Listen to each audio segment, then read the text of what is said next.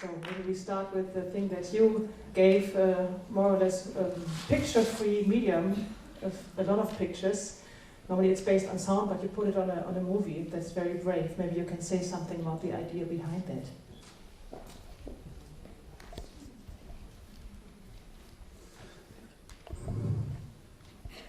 C'est un film sur l'écoute. This is a movie about listening, about voices, and about faces. And of course, one might think that to make a movie about the radio is a stupid idea because it's something that is against nature. Because the pleasure that we have listening to the radio, that all of you have when you listen to the radio, is that there are no images, and that fosters our imagination. So one might say, a stupid idea, but at the same time it's something that I really enjoyed because I saw it as a challenge. And how to make a movie on an invisible media was the big challenge, especially keeping all of the mystery that radio has. Un vrai enjeu pour moi, c'était un peu un défi au fond. Comment faire un film sur un média invisible en essayant de ne pas détruire le mystère de la radio, en essayant de le garder entier. Is Radio France your favorite station? Is it the one that you're always listening to, or why did you choose this special station? Radio France, c'est plusieurs antennes. Radio France is actually several stations. It's France Inter, France Musique, France Culture, France Info, so it's culture, music and news and much more. It's a lot of shows and a lot of moderators, a lot of persons. I had a huge reservoir of shows and programs at my disposal. Magnifique de programmes. How long did you how long did you stay at the Maison de la Radio in order to have this movie complete, to have all your material?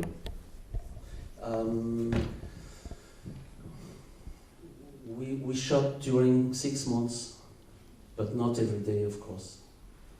And editing lasted like nearly 1 hour, but not every day.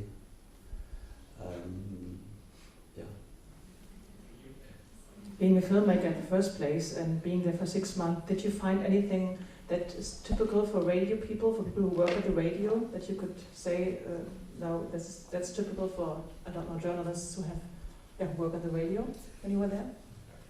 Compared to television people, for example?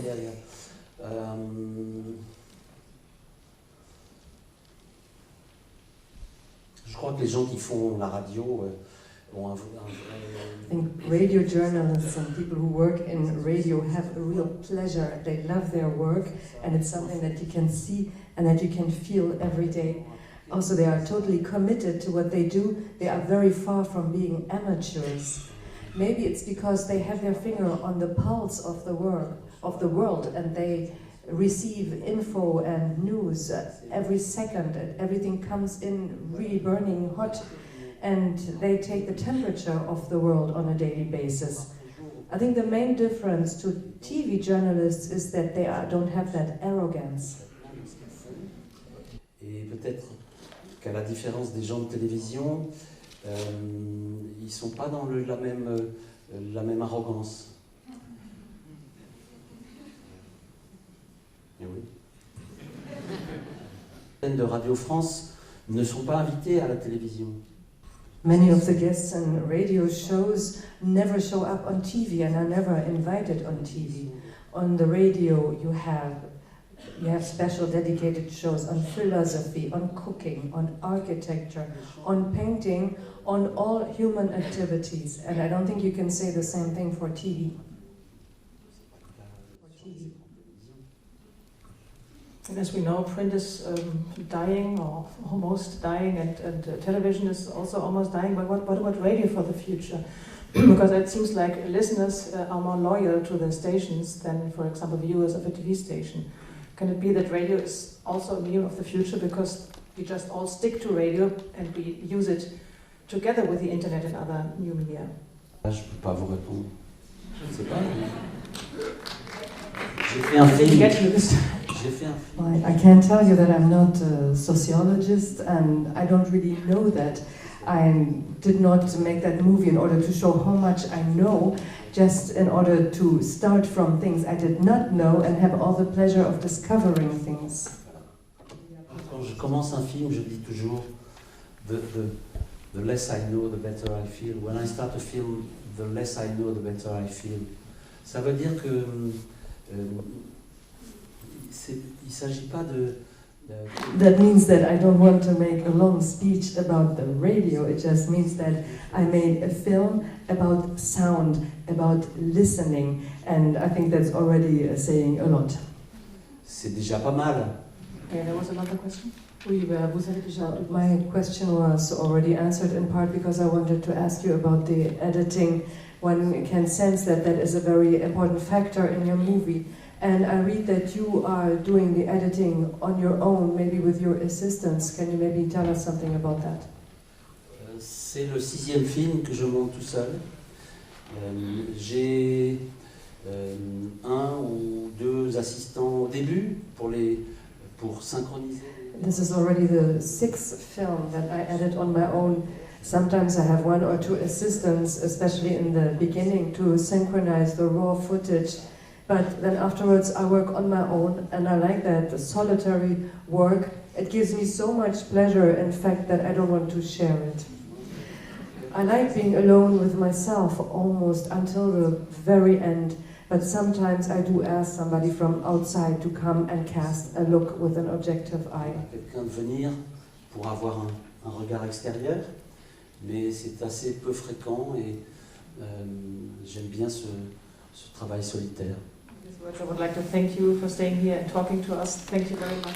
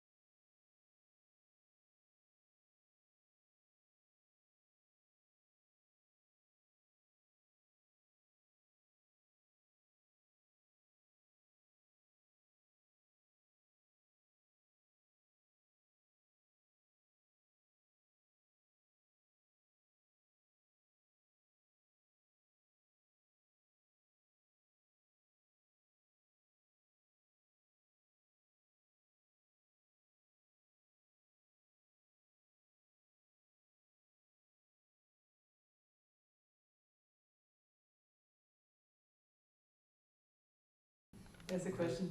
Le matériau du film, c'est pas tellement les contenus de ce que racontent les gens, c'est en deçà ou au-delà des contenus, c'est les sonorités, c'est les voix, c'est les intonations, c'est les accents, c'est les langues.